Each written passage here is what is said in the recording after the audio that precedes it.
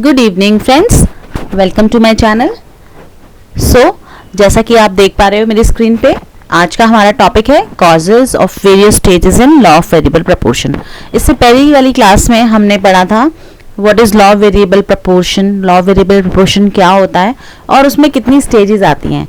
तो आज का बेसिकली हम टॉपिक में ये डिस्कस करेंगे कि जो वेरियस स्टेजेस आती हैं उसके पीछे क्या रीज़न होता है, ये जो स्टेजेस है वो क्यों आती हैं। तो उससे पहले थोड़ा सा समझ लेते हैं, जस्ट रिकॉल कि हमने जो लॉ वेरिएबल प्रपोर्शन किया था उसमें स्टेजेस कौन कौन सी आ रही थी। तो सबसे पहली जो स्टेज थी that is increasing return to a factor. Number second, diminishing return to a factor, and number third is negative return to a factor। ये तीनों स्टेजेस के बारे में हमने लॉ वेरिएबल प्रपोर्शन में पढ़ा। आज जो हम समझेंगे वो ये समझेंगे कि ये तीनों स्टेजेस आती क्यों हैं, क्यों इंक्रीजिंग रिटर्न आता है, क्यों डिमिनिशिंग रिटर्न आता है, क्यों नेगेटिव रिटर्न आता है। सबसे पहले increasing return to a factor.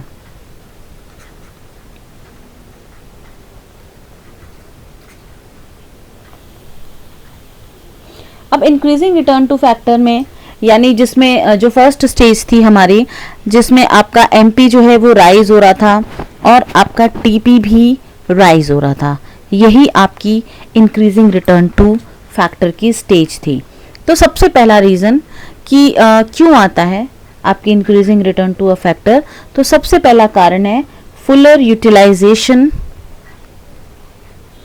Of the fixed factor. Generally क्या होता है, इनिशियल स्टेज पे जब हम प्रोडक्शन स्टार्ट करते हैं तो जो हमारे फिक्स फैक्टर्स होते हैं वो अंडर यूटिलाइज्ड होते हैं। जैसे जो हमारी मशीन्स होती हैं या जो भी है वो अंडर यूटिलाइज्ड होते हैं। इट्स फुलर यूटिलाइजेशन जो होता है, जब हम उसका फुल यूटिलाइजेशन करने लगते हैं, कहने का मतलब है कि जब हम उसको ज़्यादा से ज़्यादा वेरिएबल फैक्टर्स लगा के उसका प्रोडक्शन स्टार्ट करते हैं, क्या होता है, क्योंकि फिक्स फैक्टर्स तो हमारे रिमेन्स अंडर यूटिलाइज थे। अब हमने क्या किया, उनका प्रोडक्शन जो है वो धीरे धीरे वेरिएबल फैक्टर्स को हमने इंक्रीज किया और वेरिएबल फैक्टर्स को इंक्रीज करने के साथ साथ हमने अपने प्रोडक्शन जो है वो स्टार्ट किया विद द फिक्स फैक्टर्स। क्या होगा, तो हमारा जो प्रोडक्शन होगा, जो हमारा आउटपुट होगा वो क्या होगा, हमारा आउटपुट जो है वो इंक्रीज हो जाएगा और हमारा जो एमपी है यानी मार्जिनल प्रोडक्शन है वो भी आपका इंक्रीज हो जाएगा। पहला फैक्टर है fuller utilization of the fix factors, क्योंकि अब हमने क्या किया है, अपने फिक्स फैक्टर्स को पूरी तरीके से इस्तेमाल यूटिलाइज करना शुरू कर दिया है। इनिशियल स्टेज पे जब हम प्रोडक्शन स्टार्ट करते हैं तो हम वेरिएबल फैक्टर्स को फुल एफर्ट के साथ यूज़ करते हैं, मशीन्स को फुल एफर्ट्स के साथ यूज़ करते हैं।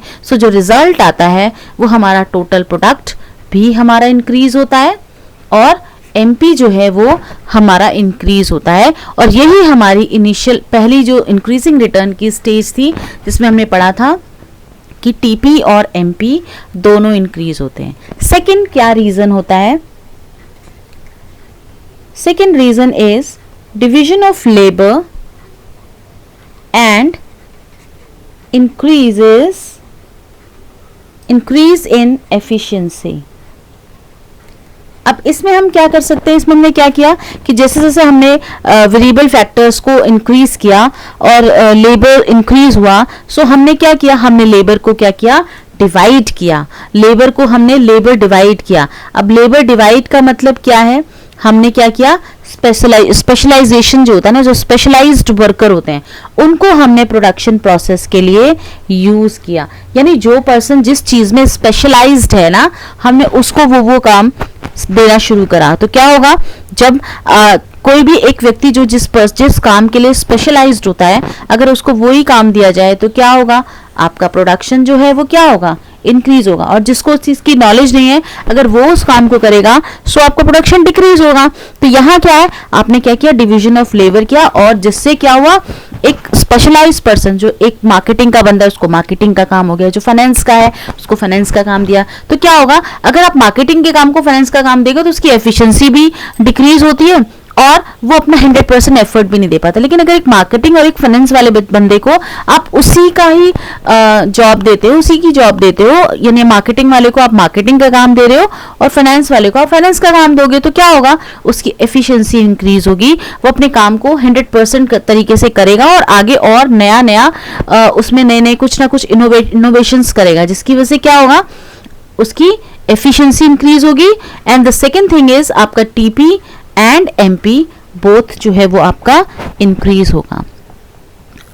Now third, the important third step is जो इंक्रीजिंग रिटर्न को इंक्रीज करता है, that is better coordination between the factors.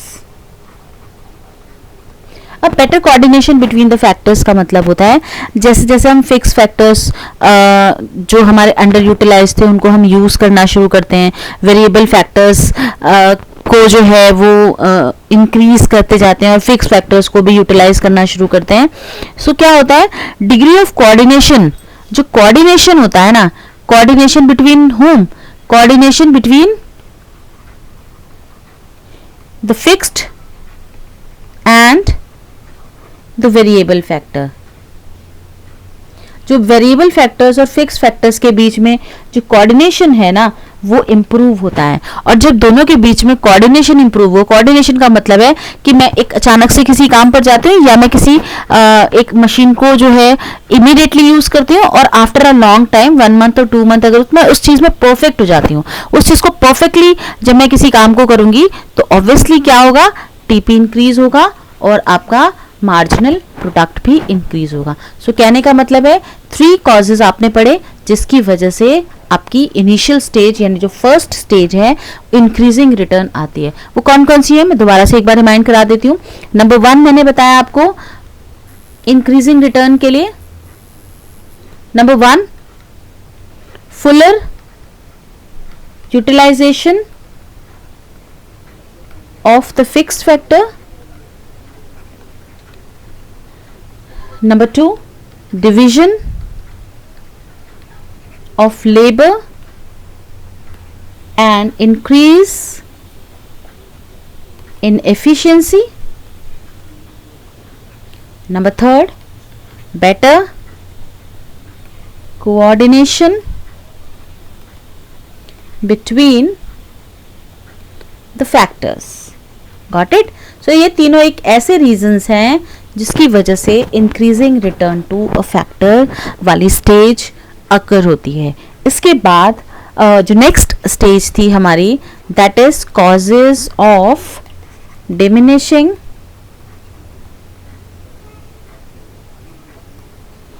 Returns to a factor.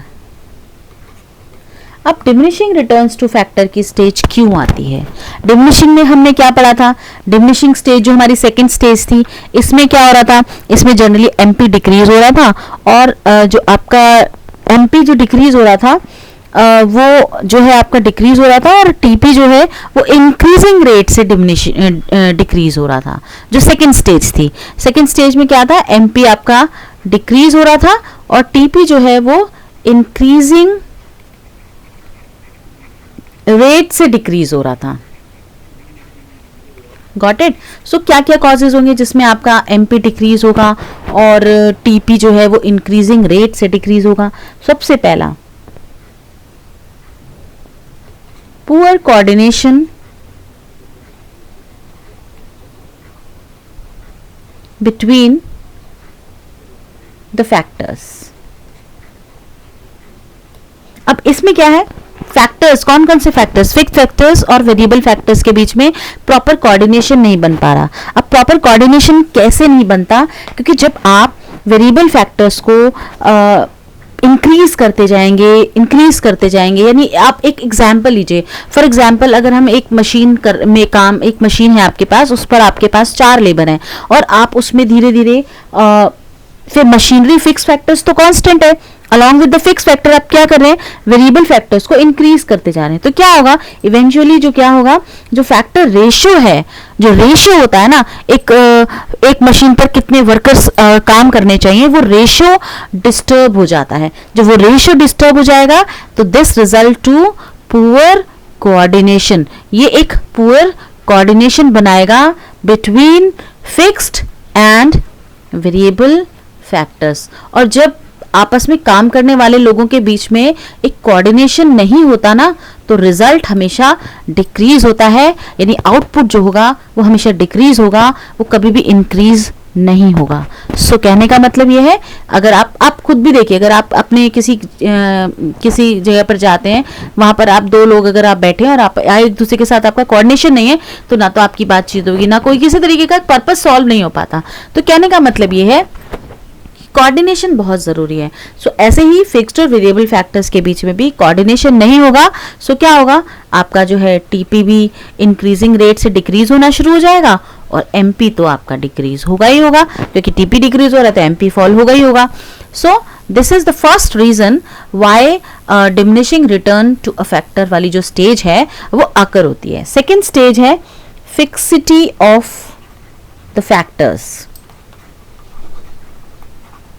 Fixity of the factors का मतलब है ये प्रिंस, इसके पीछे लॉ ऑफ डिमिनिशिंग रिटर्न वाला जो है हमारा जो लॉ है वो इम्प्लीकेबल होता है। कैसे, जब हम मोर and more, law variable proportion क्या कहता है, लॉ वेरिएबल प्रोपोर्शन कहता है कि जब हम वेरिएबल फैक्टर्स को, जब हम ज़्यादा से ज़्यादा कमोडिटीज़ को कंज्यूम करते जाते हैं, तो उससे मिलने वाली जो हमारी सेटिस्फेक्शन है वो क्या होती है, डिक्रीज होने लगती है।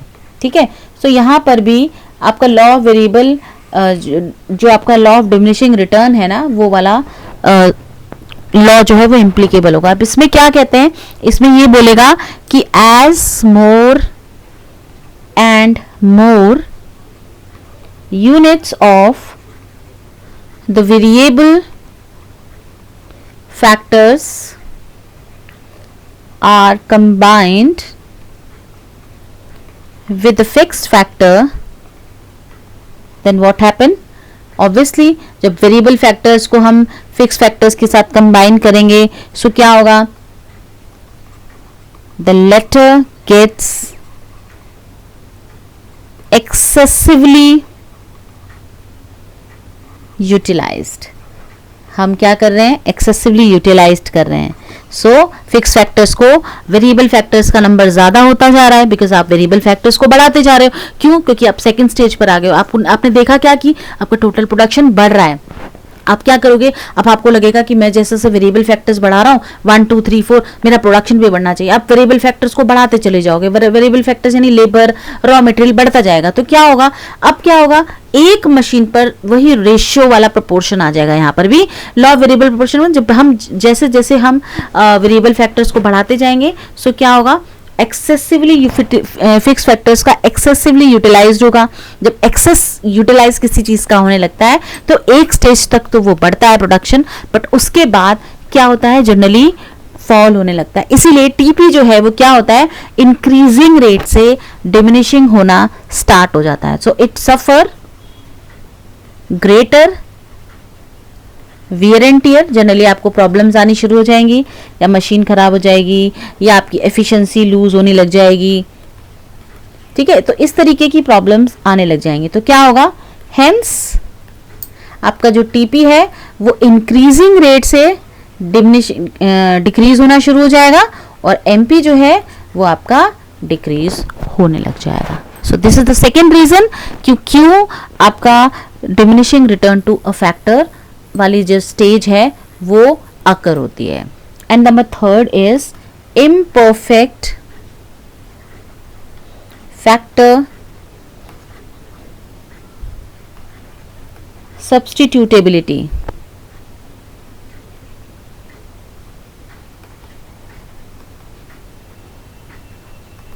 सब्स्टिट्यूटेबिलिटी मीन्स, अब यहाँ पर क्या है, फैक्टर्स ऑफ प्रोडक्शन जो है ना वो एक दूसरे के इम्परफेक्ट सब्स्टिट्यूट होते हैं।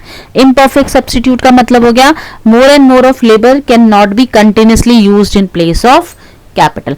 अब आप सपोज आपने लेबर तो एक्सेस कर दिया, पर कैपिटल की जगह पर आप लेबर को एक्सेस नहीं कर सकते ना। सो अकॉर्डिंगली क्या होगा, diminishing returns are bound to set in it only the variable factors increase to increase output. यहां पर क्या है, बिकॉज डिमिनिशिंग रिटर्न में क्या होगा कि आपने क्या किया, आपने जो है फॉर एग्जाम्पल मैं यहाँ पर आपको एक एग्जाम्पल देती हूँ यहाँ पर कि पहले हम थोड़ा सा इसको समझ लेते हैं कि मोर and more labour can not be continuously used in place of capital.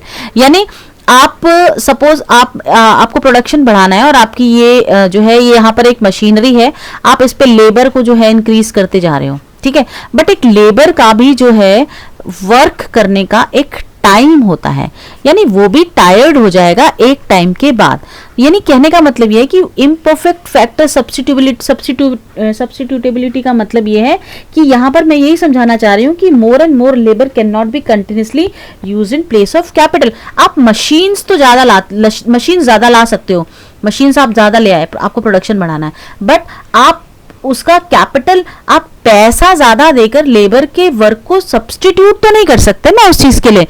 कहने का मतलब ये है कि आप जैसे सपोज ओवर टाइम आपने दे दिया, ओवर टाइम देने से आपने पैसा तो दिया, मनी तो गिवन किया आपने इन वर्कर्स को, लेकिन इनके काम करने का भी तो एक टाइम है। आप 24 घंटे में से ये 20 घंटे काम तो नहीं कर सकते ना वर्कर्स। सो क्या होगा, इनके भी काम करने का एक लिमिट होता है। उसके बाद क्या होता है, वर्कर टायर्ड होने लगता है और वो क्या होगा, आप भले ही उसको पेमेंट दे रहे हो, आप भले ही उसको ओवर टाइम दे रहे हो, लेकिन वो जो एक काम करने की जो एक एफर्ट 100% फुल कैपेसिटी के साथ जो वर्क होता है वो बिल्कुल भी नहीं दे पाएगा अगर आप सब्स्टिट्यूट करने की कोशिश कर रहे हो तो। सो कहने का मतलब क्या है, यहां पर भी क्या हुआ, टीपी जो है वो क्या हुआ, इंक्रीजिंग रेट से फॉल हुआ और एमपी जो है वो भी फॉल होगा। क्यों, क्योंकि आपने लेबर को सब्स्टिट्यूट करने की कोशिश की कैपिटल के साथ, but it is not possible because imperfect factor substitutability. यहां पर आप लेबर को कैपिटल के साथ सब्स्टिट्यूट नहीं कर सकते। हर एक फैक्टर की अपनी एक इंपॉर्टेंस है, लेबर की अपनी इंपॉर्टेंस है, कैपिटल की अपनी इंपॉर्टेंस है, मशीन्स की अपनी इंपॉर्टेंस है। सो आप उसको सब्स्टिट्यूट नहीं कर सकते, ठीक है। So this is the third reason. So अब इसको थोड़ा सा हम तीनों पॉइंट्स को एक बार पढ़ लेते हैं कि डिमिनिशिंग रिटर्न जो है वो क्यों आता है। Diminishing return to a factor, इसके कॉजेज हैं। सबसे पहला पॉइंट हमने पढ़ा, imperfect factor substitutability. Number second हमने पढ़ा, poor coordination between the factors and the third हमने पढ़ा, fixity of the factor. Okay, ये तीन हमारे डिमिनिशिंग रिटर्न टू फैक्टर के कॉजेज हैं। Now the third one is,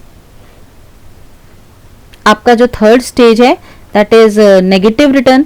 so negative return के तो आप इसमें लिख सकते हैं कि नेगेटिव रिटर्न में तो थर्ड स्टेज में तो आपका एमपी भी फॉल होगा और एपी, दोनों ही चीजें फॉल होंगी। सो यहाँ पर आप ये लिख सकते हैं कि जो है इसमें हम इसको एक्सप्लेन करते हैं पहले। So third stage that is negative return.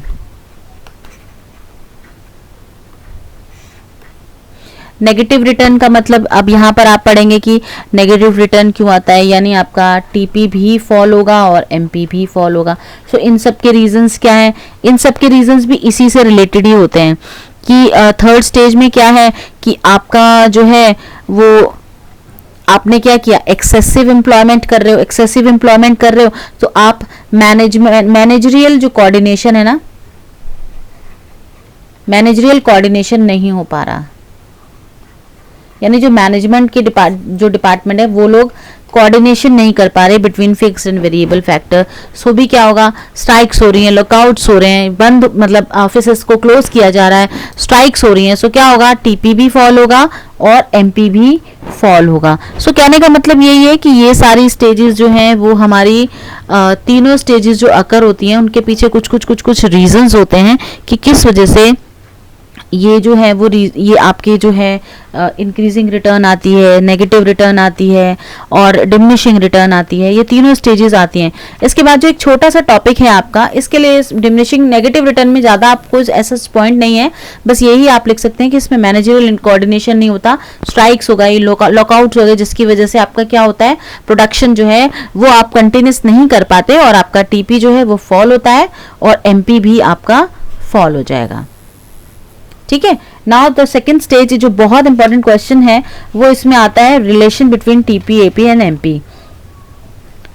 जो इसमें लास्ट टॉपिक है इस चैप्टर का, that is relation between TP, AP and MP.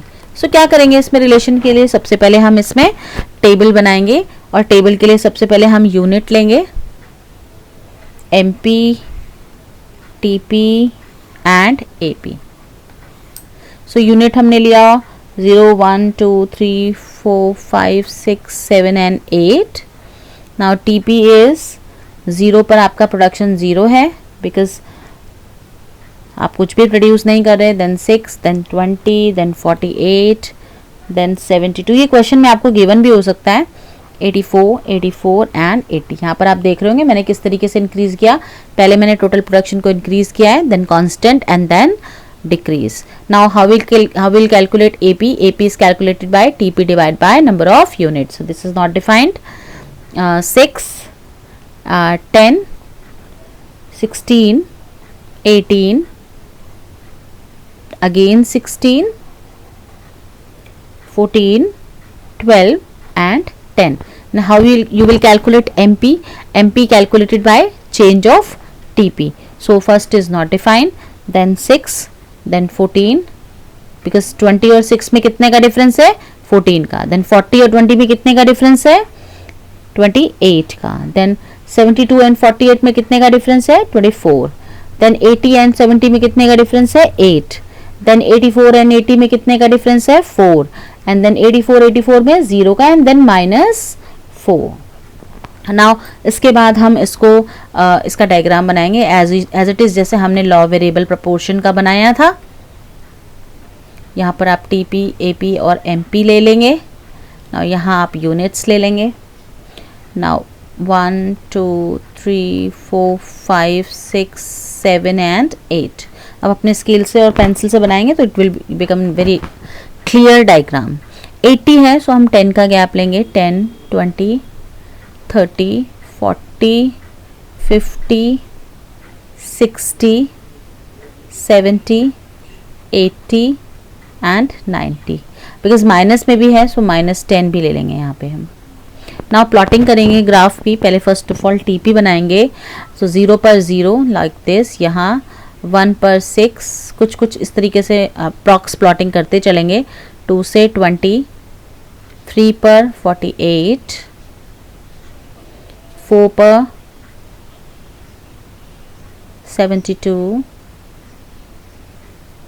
5, 80, 6, 84, 7, 84, then 80। कुछ इस तरीके से बनकर आएगा हमारा डायग्राम टीपी का। ज्वाइन करेंगे सारे प्लॉट्स करेंगे, ज्वाइन करेंगे सारे डॉट्स को। देन एपी 0 पर नॉट डिफाइन हो गया, 1 पर 6, देन 2 पर 10, 3 पर 16, 4 पर 18, 5 पर 16, 6 पर 14, 7 पर 12, 8 पर 10। सो कुछ इस तरीके से हमारा AP बन के आएगा। नाउ MP नॉट डिफाइंड, 1 पर 6, 2 पर 14, 3 पर 28, 4 पर 28, ठीक है। 5 पर 24, 6 पर 8, 7 पर 0 एंड 8 पर -4.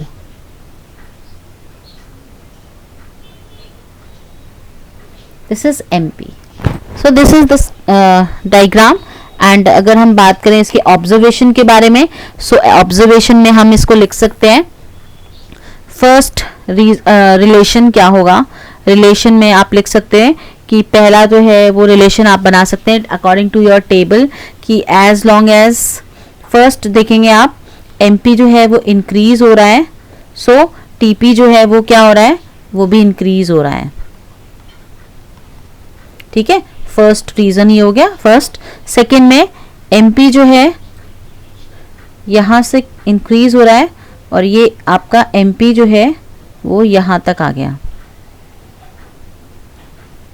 ठीक है, थर्ड पर आप देखेंगे.